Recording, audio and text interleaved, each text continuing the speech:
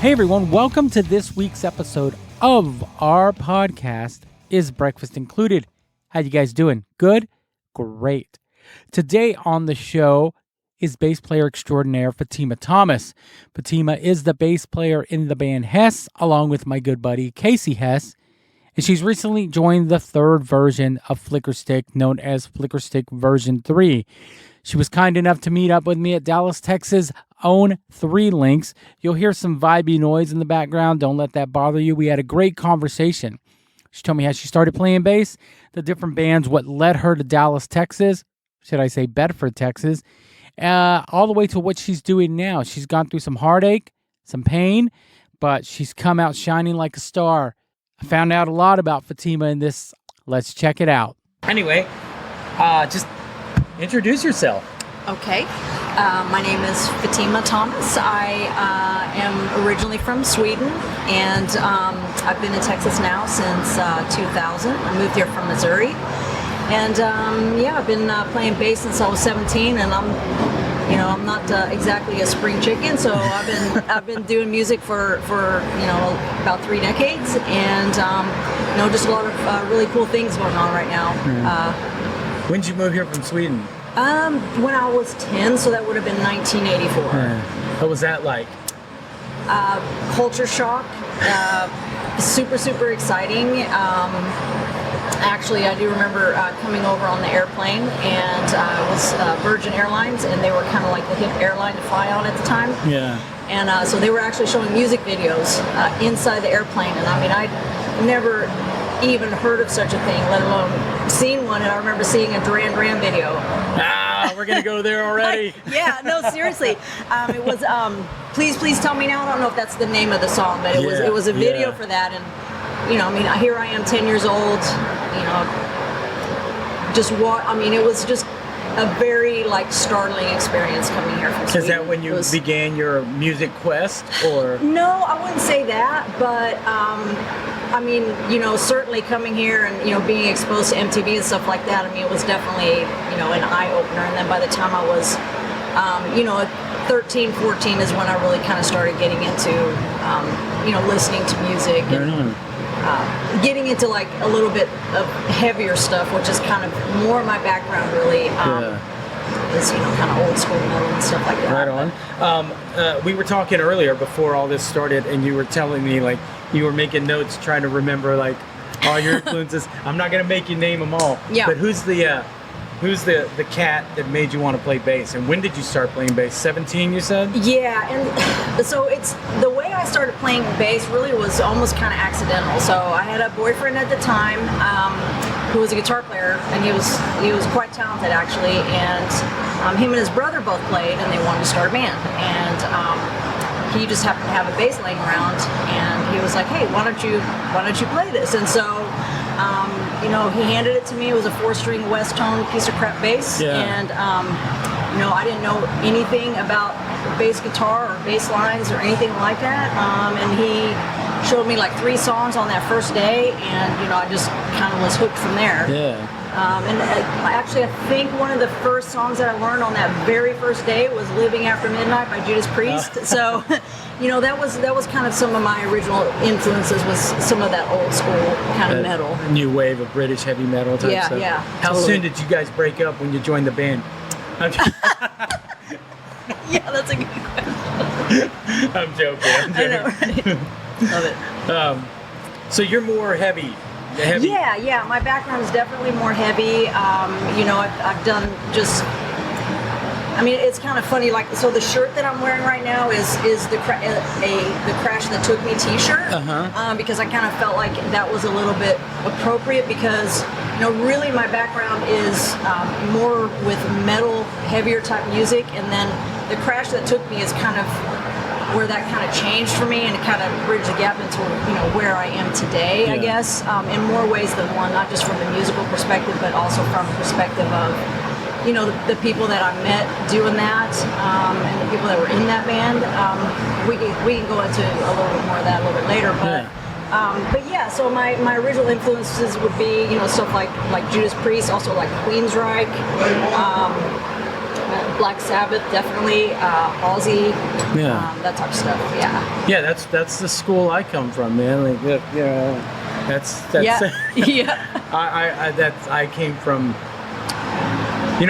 Growing up, I grew up about an hour south of here, Corsicana, and you were either a Zeppelin kid or Kiss kid, and then there were two weirdos that listened to Rush.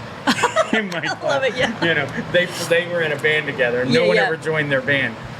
But I was drawn to the heavy stuff. Like my older brother played Paranoid for me that just scared the shit out of me, but I loved it. Yeah, and to this day, like that's my favorite band. I love all that really cool doom stuff. Absolutely. Well, Black Priest and Sabbath, Maiden are right there with them, Yeah, and Black Sabbath by Black Sabbath, like that song.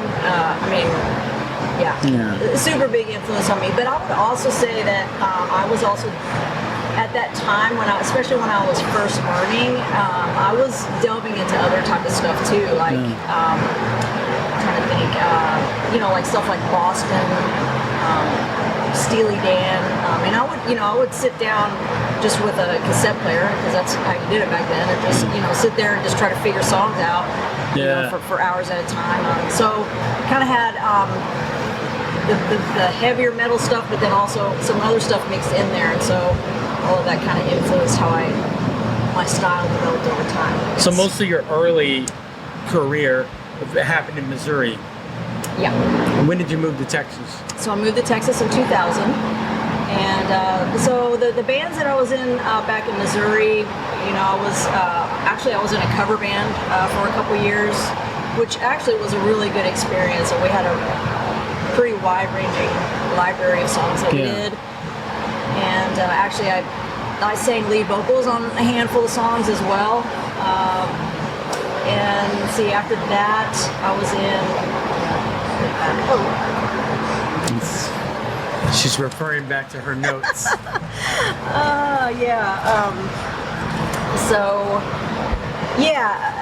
anyway, when I was in that cover band though, this is kind of like what bridges the gap between Missouri and Texas for me.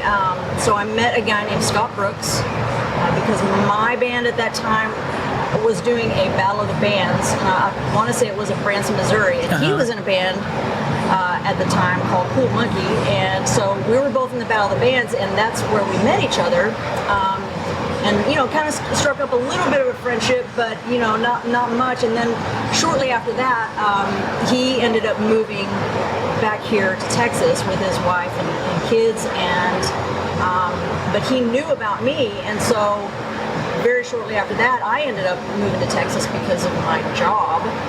And so he knew that I was coming down, and he was starting a new band, and so somehow he was able to, get a hold of me. I got together with him and a couple other guys that he was talking to about forming a band, and we started kind of, I guess you would say it was a progressive metal band, but not super technical. So that band was called Waja Fu Man at the time, and actually that band is still around now. They're just called Waja. They're still around, and they're really good. And Waja's been around for a while, right? Yeah, a long So you time. were in the first incarnation. I was in the first incarnation, I used to book bands at a place called Indigo here. Okay. Club Indigo, and they played there a lot. Okay. So, yeah, I'm sure that was after me. In Arlington, is that where you said Arlington? Mm-hmm. Like that was a whole different scene from Dallas. Oh yeah, well, and actually at that time I wasn't living in Arlington yet. I was living in Bedford. Oh, okay. Yeah. HEB. Yeah. HEB, and then I lived in a couple different places in the mid cities before ending up in Arlington. Okay. And so another, I guess, interesting or really important aspect of that was that Scott was the one that introduced me to Eddie, who would later become my husband. Okay. So Eddie Thomas, very accomplished drummer. We met and we hit it off right away, and he was in a band at the time called Moxie. Later changed her name to Black Tie Dynasty. Yeah. So anyway, when he was in Black Tie Dynasty, Black Tie and Daryl did some touring together, and so him and Dylan became, you know, really good friends from that. And at some point in 2005, they decided to start another band, and that's how I started playing with both of them. And let's see, we played our first show as a three-piece, and we really had only rehearsed for like 4 weeks. We played our first show as a three-piece at CMJ Music Festival in New York City, which was really, really cool. And then after that, you know, we just added more members to the band, and that band went for like 5 years. We recorded a couple albums, and that was, you know, like I said, that was kind of like the bridge from, you know, metal into, you know, doing something completely different. The Crash That Took Me. Okay. Yeah. So we're coming back to that. Yeah, okay. yeah. You know, I never met Eddie. I knew who he was. But you were talking about being in Waja.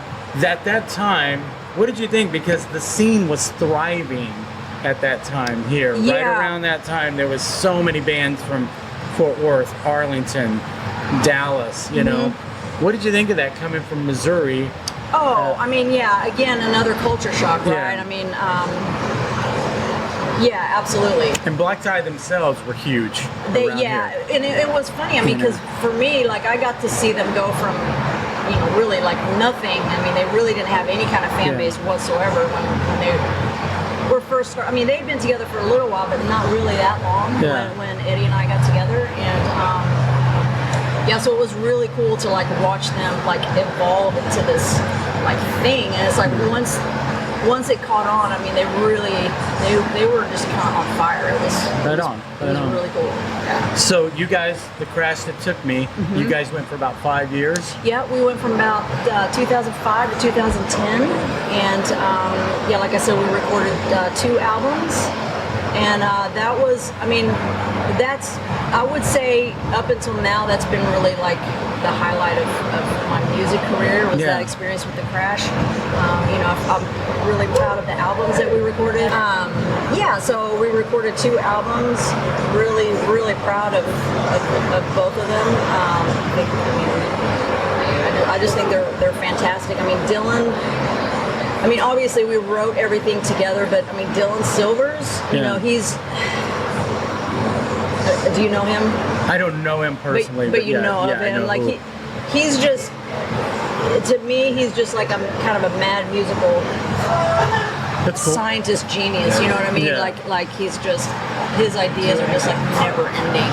Yeah. So being in a band with him and, you know, creating music with him and obviously with everybody else that was in that project was just a great time. Why did that band end? I don't know. You know what? It's been so many years ago now. I don't know that there was like a super specific reason. Just maybe, you know, sometimes you know, energy just kind of burns out after a while. You know. So yeah, I can't really. There's not really a specific reason that I can pinpoint. Yeah. Did you do anything right after that? I didn't actually. So really, after the Crash, you know, I really took a pretty long break from music. I mean, way longer than I should have. And a few years ago, I was like, you know, I need to start doing music again. I mean, it's just been way too long. Like at one point, I was doing some a little bit of dabbling with Ryan Fitzgerald from the Spree, like with him and the drummer. Jay, I forget his last name, but anyway, also drummer. So the 3 of us would get together. Ryan was working at the School of Rock at the time, so we would go there and practice and work on stuff, but it never actually materialized into anything where we played anything live. So so that was really the only thing that I kind of did in that several-year hiatus. And then a few years ago, like I said, I decided, okay, it's time to get back into music in some way, and I really. At that time, I really didn't have a lot of, I didn't really have a whole lot of like self-confidence because it had been a while since I'd really done anything, and so I wasn't really sure like how to approach it, how to find people to play with. So I just started looking at music ads, bands looking for a bass player, and I found a punk aggressive metal, I don't know what you would call them, but they're called Bombing Ibiza, a local band, really awesome, and they were looking for a bass player, and started talking talking to them and learned a few of their songs and went out to practice with them and like totally hit it off with those guys. And we had that project going for probably about a year, and then it fell apart. Yeah. I didn't want it, right? as they do. I know, it's sad. I mean, it was because we played a few live shows, and every time we played, it was a blast. What's your day gig? Oh. My day gig, I am a licensed customs broker. Okay. And I have been since 2005, which just means that I'm licensed to do business with U.S. Customs. Okay. For people that are importing goods from overseas, you can get somebody like me, give me your power of attorney, and I can take care of that. Really? That's Yeah. pretty interesting. It's definitely job security, I'll put it that way. Yeah, like I told you before, before we started, I started seeing you come across my feed on Facebook, and I you would be with your bass, and I thought that like people just show up. And then around that time, I met Casey Hess. Yeah. And then the next thing you know, you were in Hess. I know. He had booked the show. And he was looking for a bass player, and I actually called him and I said, the next time you need a bass player, I said, I'll come in and learn the gig. And he did it with someone else, and the next thing you know, you were in the band. Yeah. And then I sent you a friend request. What do you think that was? When I met Casey, I'd known of him since the '90s. Yeah. And to me, he was this like wonderkin. Yes. And so when I reached out to him, he put out his album during the pandemic, and I said, "Hey," and he immediately responded. But I feel like meeting Casey, I'd met a long lost friend. Yeah. It's almost like I already knew him. Yeah. Did you know him before you joined the band? I did not, and actually, the way all that happened was really cool. Me and a friend of mine were going to Three Links, and we weren't even going to. We were coming here, right? Three Links. We weren't going to see him play. We were going to see Secrecies play. Yeah. Because I'd seen Irv with Idol Records post about them, and I'd heard good things about them, and so I was like, hey, let's go check them out. And when we walked in, Casey, they had just started their set, and like I was like completely blown away, right? And so after I got home that night or the next day, I looked him up and started reading, and it sounded like maybe he needed a bass player. Like it didn't say that explicitly, but it kind of sounded like maybe he did. And so I was like, okay, and I didn't do anything, at that time. And then a couple of days later, I was talking to my friend Dylan from the Crash That Took Me. We were talking about something. I think we were actually talking about the memorial show that we had this February for Eddie. So I was on the phone with him talking about that, and then I was like, hey, do you know Casey, blah, blah, blah, and, told him that I thought maybe he was looking for a bass player, and so Dylan was like, oh yeah, I know Casey, man, I'll call him for you, and so like he got I'll us. hook you guys up. Yeah, he hooked us up, and then started, texting Casey and started working on the songs, and then like a week or two later, we got together in the rehearsal space, and it was Casey, and then Jeff Gruber was kind of just sitting in on the drums that night, and man, we just like clicked. I mean, it was just like amazing, totally amazing. And so he calls you his bass Valkyrie. Yeah. So you had an instant musical connection. Oh, absolutely. Yeah, it was like it was incredible. I'll just put it that way. Like, and that to me was kind of like part of my journey of healing through music. Right? Yeah, definitely. Yeah, you posted something recently a few weeks ago, and you said that when your husband passed away, one of the last things he said to you is, big things are going to happen, good things are going to happen. Yeah. Do you think that this is it? I do, yeah. Like all these things that are happening now, and like with the flicker stick stuff, I mean, it's just like, it's pretty mind-blowing. Yeah. So I kind of know how the flicker stick happened, because I'm very good friends with Bo. Yeah. But what was that like? Everyone around here knows Flicker Stick from the band On the Run. Right. And really kind of one of the first bands from this area that had success. Yeah. What was it when they approached you? Were they kind of like, That's a chick. And that you know, like it's a mentality.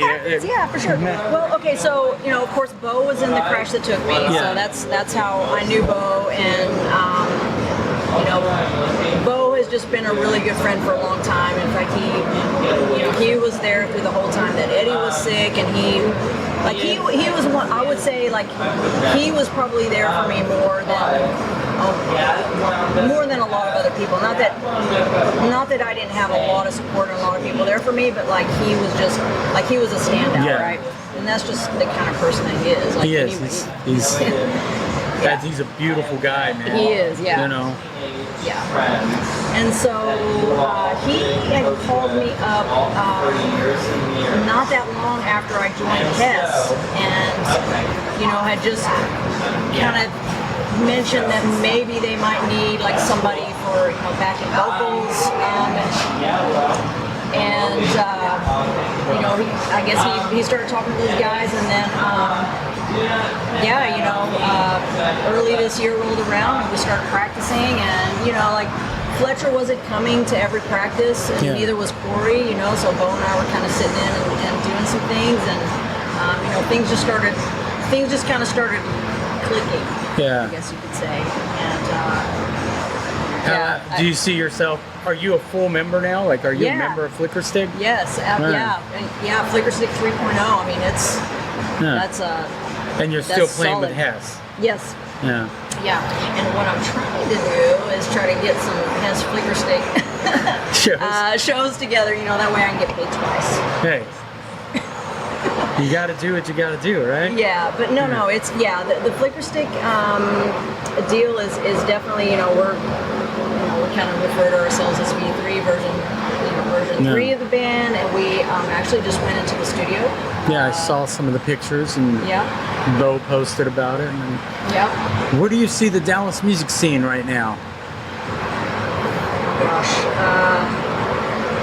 It's gone through a dip. You know, like I said, I've been in this scene for a long time, and I saw when it was thriving, and then it went through a dip, then it came back, and then it just kind of, you know. Yeah, and I feel like right now, like there's so many great things going on. Like there's an opportunity to really have it explode into something, you know. Yeah.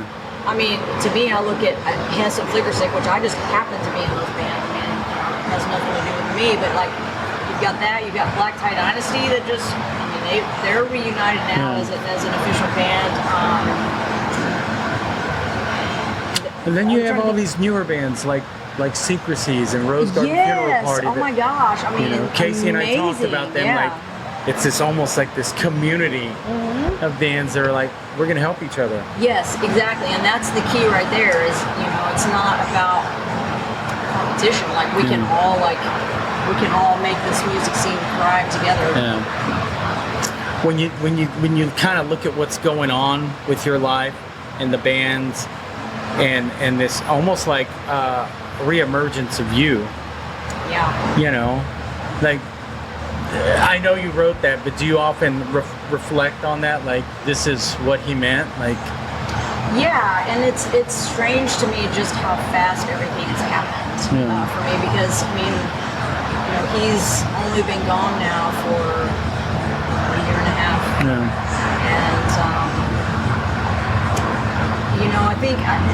I think because of all the things that he said to me up until the time that he passed, it really. I mean, at first, obviously, it took me a minute to pull myself up, but that gave me. He was just such a strong, positive person, and I feel like I was able to draw on that strength to be able to carry on, and because I know that that's what he wanted me to do, and so I just it's like I kind of forced myself to put one foot in front of the other. Yeah. But like the way that all the music stuff has happened so fast, I don't know. I don't really know how to explain it. It's. Well, when something tragic like that happens, there's two roads you can take. You can dwell on it and use it as that crutch, or you can mourn and celebrate that, hey, you got that time, and move on and do the great things that they knew you could do. I mean, I know if the shoe was on the other foot, you would have told him the same thing. Like, Yeah, you know. absolutely. But a lot of good things are happening for you right now, you know, and I've wanted to talk to you for a while. I'm glad we can make it happen. Me too. That's great. Let's talk about your gear a little bit. Okay. Because we do have some gearheads that listen. What's your bass of choice? Okay, well, so I have three basses and they're all 5 strings. I switched to a 5-string many years ago because I wanted that low B string, right, especially for the heavier music. And so the three basses that I have, I've got a Ken Smith, which that's one I've had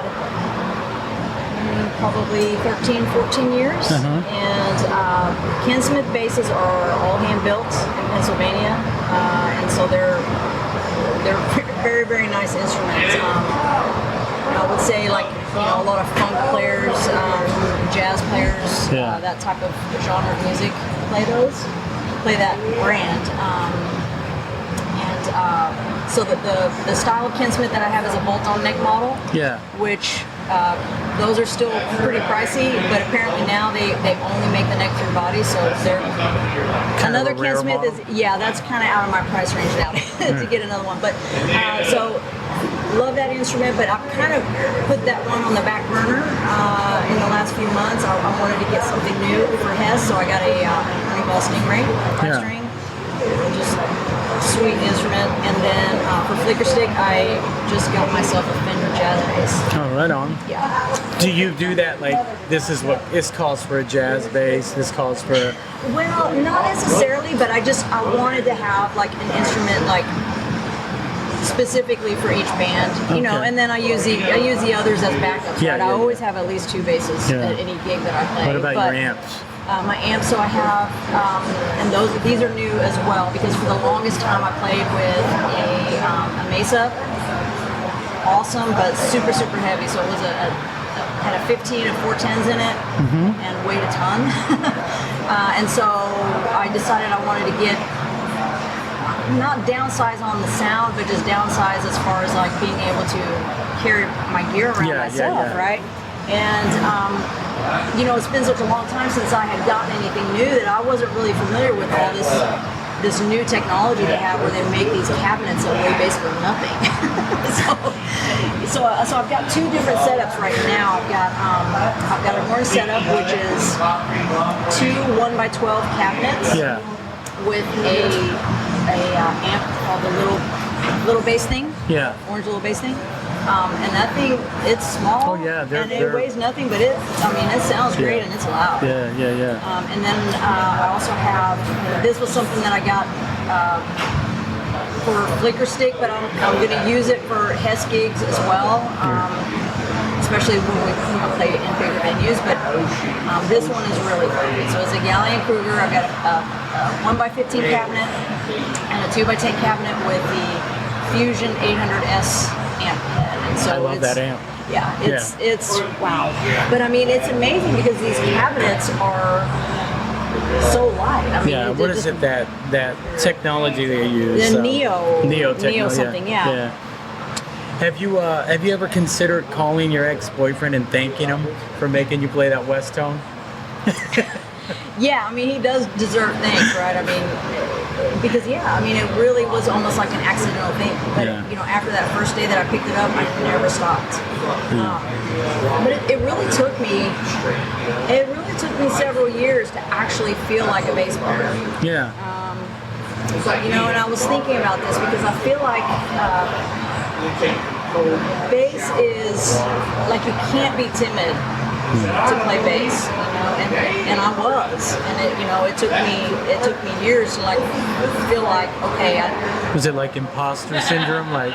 I don't know. It's like I didn't know how to attack it. It's like I could learn the songs, but I didn't know. Have you always played with your fingers? No, actually, I started out with a pick.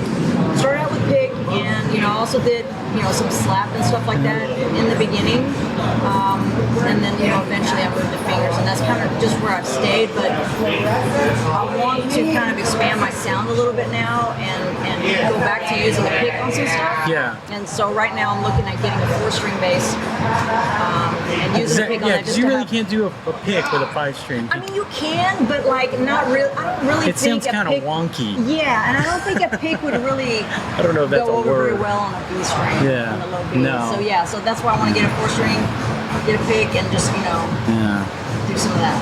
Right on, for, man. For a different sound, Right on. You got HESS, you got Flicker Stick, you have the secret plan to make them gig together for the double paycheck. Yes. What are your plans for you? Okay, so what I'm really trying to focus on right now is my social media. I really want to try to get my name out there, just from a perspective of being able to have as many possible opportunities as I can get. Yeah. I mean, I would love to go in and do studio work here and there, like even for like metal bands and stuff like that. I've got a good girlfriend of mine that lives up in St. Louis. She's a guitar player. Like we've talked about putting together like an all-girl project. Just stuff like that. I just want to like really. I just want to go for it and just do if the as right much as opportunity I possibly came can. along, would you pick up and leave? I wouldn't leave, but I would. I mean, I would certainly travel. Yeah. And if there was. You would entertain it. Yeah. Okay, Absolutely. Right on, man. Well, where can they find you on social media? So my Instagram is Fatima Plays Bass, which I should probably spell that. Fatima is Fatima Plays Bass. So that's my Instagram. I would say just go to my Instagram. I'm really like I try to steer my Facebook friends over to Instagram, and the next thing on the agenda will be to do a TikTok. But there is another little story that I'd like to tell. Yeah, tell me. Okay. Yeah, let's do it. Okay, so this just has to do with somebody that I just met, and so it happened the second night, the second Flicker Stick show at the House of Blues. We were done playing, and like the smoke had cleared. Almost everybody had already left, and I went out there to see my mom and brother out onto the floor, and I was approached by Kyle Turner, and he just wanted to have his picture taken with me, and so I did, and kind of made me feel cool because my mom and brother were standing there, and they're like, oh, look at the rock star, look at the rock star. Yeah, and so that was it, and I didn't really think anything about him at the time because my head was just absolutely in the clouds from that show.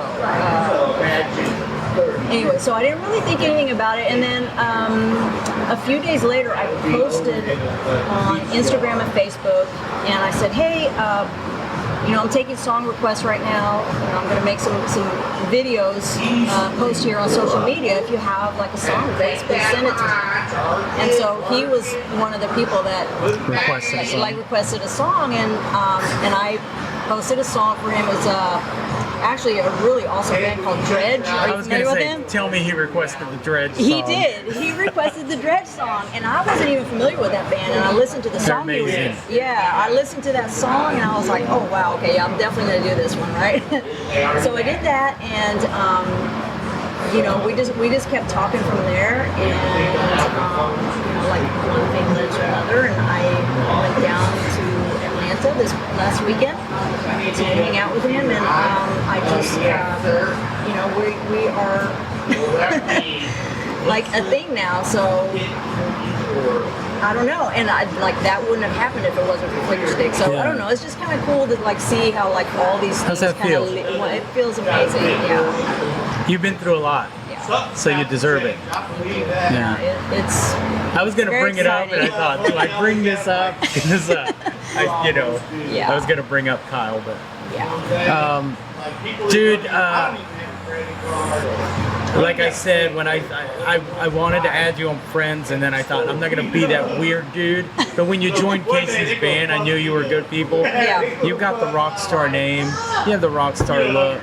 Like. Thanks, man. I think it's your time, dude. Thank you, man. I'm trying, man. I'm just going for it. Yeah. All right. Well, thank you for your time. Oh, thank you, My Bernie. This was podcast so is awesome. called. Oh, thank you. It's called you. Is Breakfast Included? I know that. If it was, what would you have? Definitely eggs and bacon. Ah, Oh yeah. Right on. Yeah. Well, Fatima, I wish you nothing but luck with HESS, with Flicker Stick, with Kyle, with everything. Thank you. I appreciate you taking the time to meet this total stranger and talking about yourself, but I really appreciate it. Thank you, Bernie. This has been so we'll awesome. keep in touch. Absolutely. All right. Right on. Fatima Thomas. You can find out more about her at Fatima Plays Bass on Instagram. Check out what she's doing. Take a listen into HESS, Flicker Stick. Keep an eye out and go check her out, man. All right, guys, I'm done. Have a great day, and we'll talk to you next week.